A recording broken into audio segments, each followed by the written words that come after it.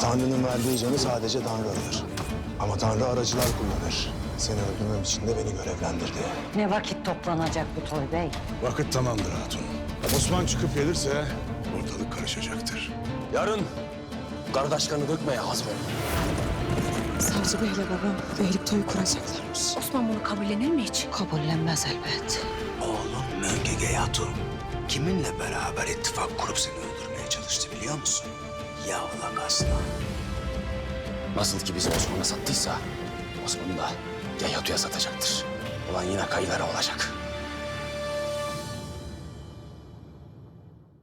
Osman çıkıp gelirse ortalık karışacaktır.